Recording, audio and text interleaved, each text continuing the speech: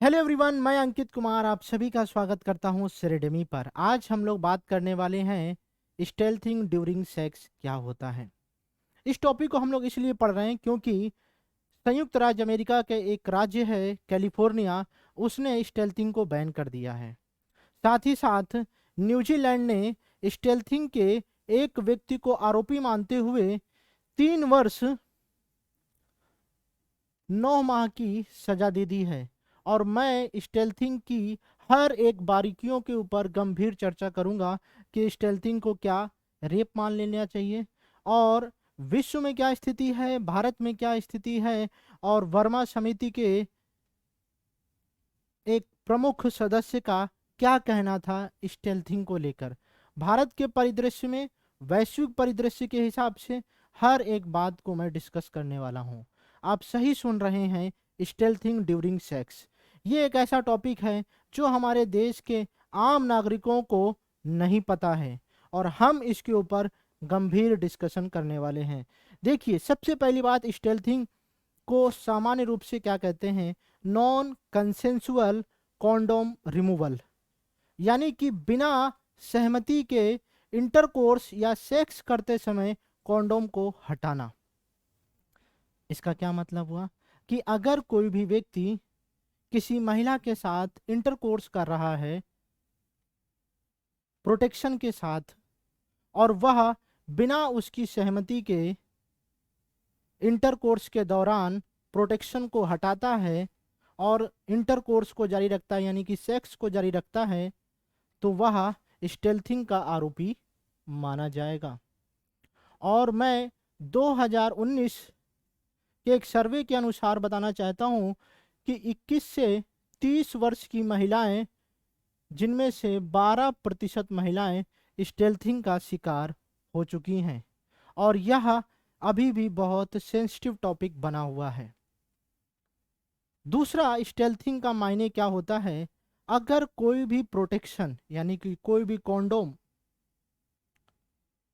पहना हुआ है लेकिन वह डैमेज है, और डैमेज कॉन्डोम को यूज करना अपने फीमेल पार्टनर को प्रेग्नेंट करने के लिए, यह भी स्टेल्थिंग के दायरे में आएगा। स्टेल्थिंग को अपराध क्यों माने जाने की बात हो रही है? बहुत सारे महिला संगठन, एनजीओ इसके ऊपर क्यों बातचीत कर रहे हैं? पहली वजह यह है कि इससे जितने भी संक्रामक रोग होते हैं, एसटीडी, एचआईवी जैसी बीमारियां, एड्स, ये फैलने के ज़्यादा चांस रहेंगे। और स्टेल्थिंग का शिकार सबसे ज़्यादा वेश्यावृत्ति से जुड़ी हुई महिलाओं के साथ होता है,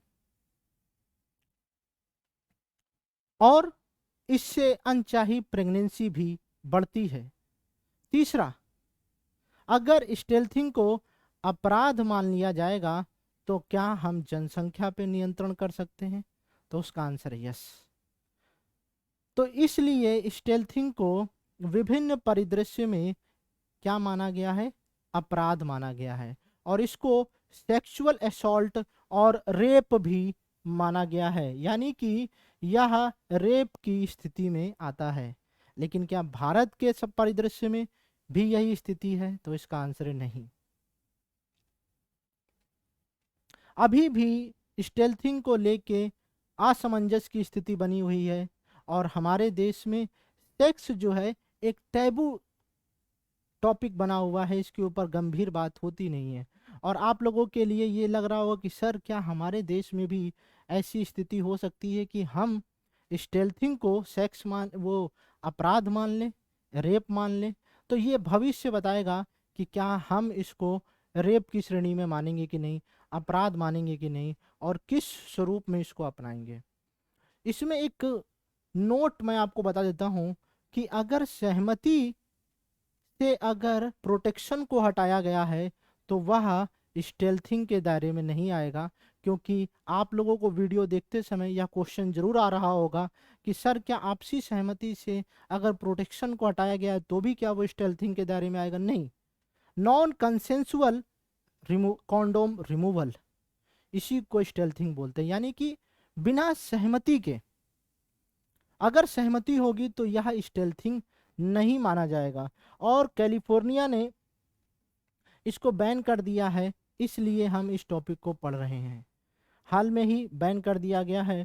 और कैलिफोर्निया क्या कहते हैं कि जो न्यूजीलैंड है उसने एक आरोपी को स्टेल्थिंग के रूप में रेपिस्ट मानते हुए 3 वर्ष 9 माह की सजा सुनाई है।